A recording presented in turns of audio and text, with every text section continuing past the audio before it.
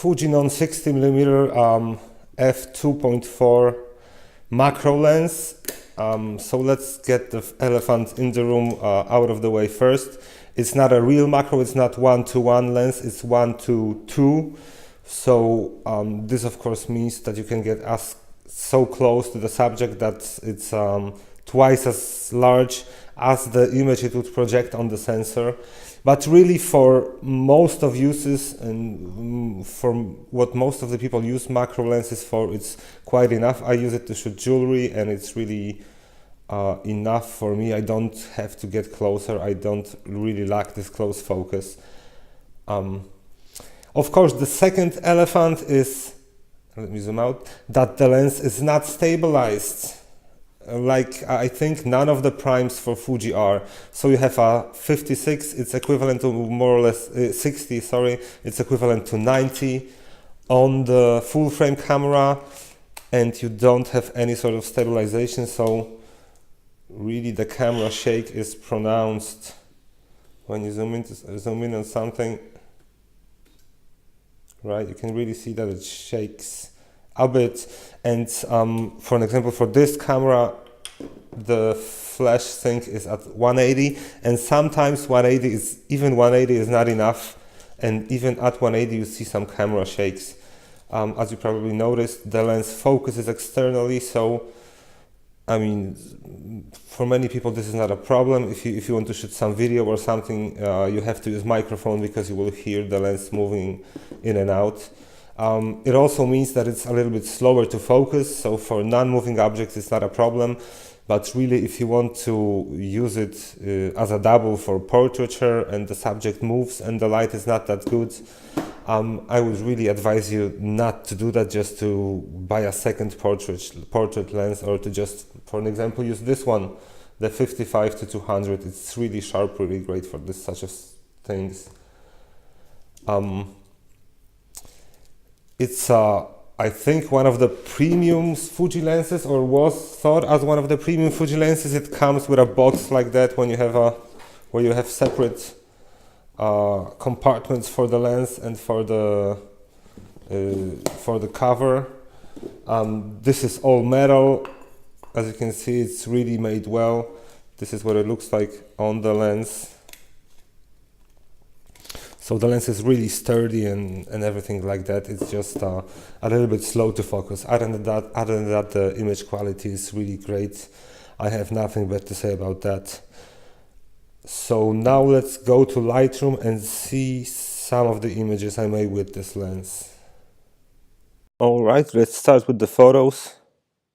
Let me zoom in on this one, and as you can see, the lens is crazy sharp. I mean, this is just amazing. This is basically all you can get from the sensor. I mean, the resolution, you cannot see anything. It's just... Let me skip to another one. This is in more outdoors conditions.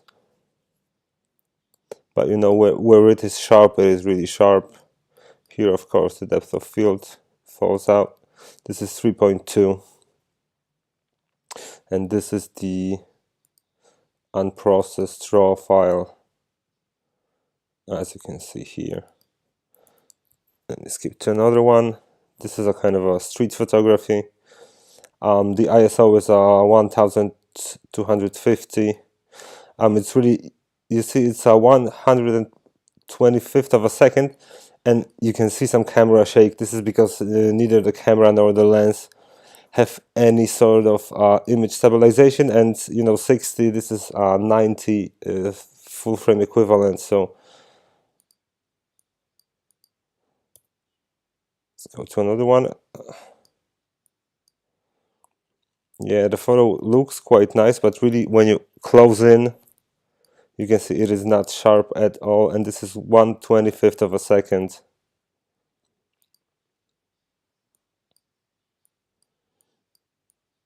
This actually is quite sharp, but really it's ISO 800.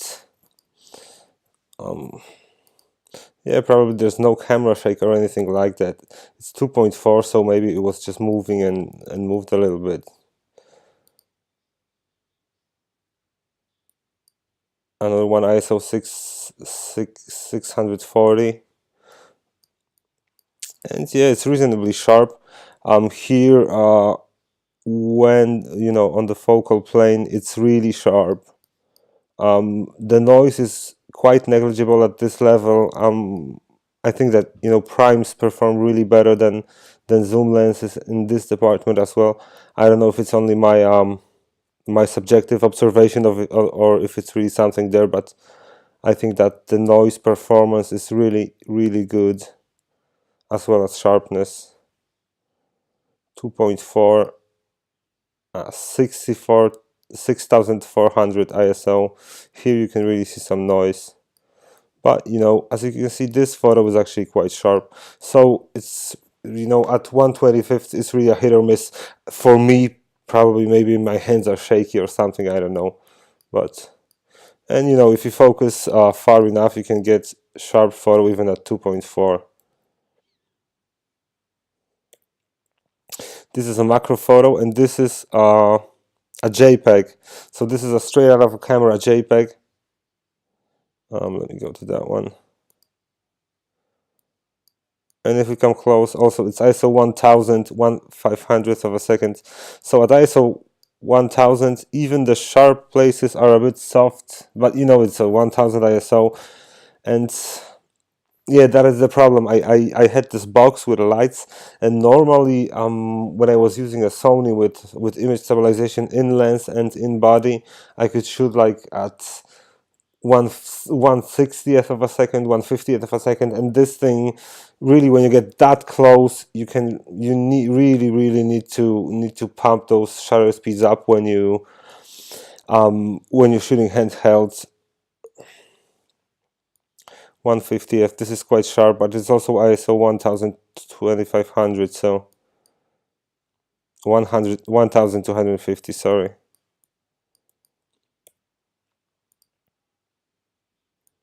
This is not sharp, and really, I don't know. This is 180th of a second, ISO 800. With some light, with some speed light, you can really get nice sharpness and don't see that much of a noise. Okay, so overall I would say the lens is really, really sharp, but it is not stabilized. This is the problem with all primes for Fuji system. If you're okay, basically if you have Fuji system, then you're okay with it. So unfortunately, it does not have any sort of focus limiter, so in low light it's going to just hunt, and it will take a long time, so you have to remember that.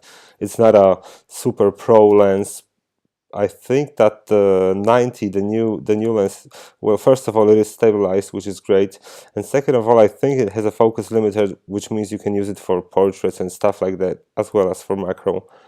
But this is really a budget option. You can buy it for like 300 euros used, and if you need it for just occasional macro photos, as I do, it's really not worth investing in the large one. Just buy this one, and you will be fine. Thanks for watching.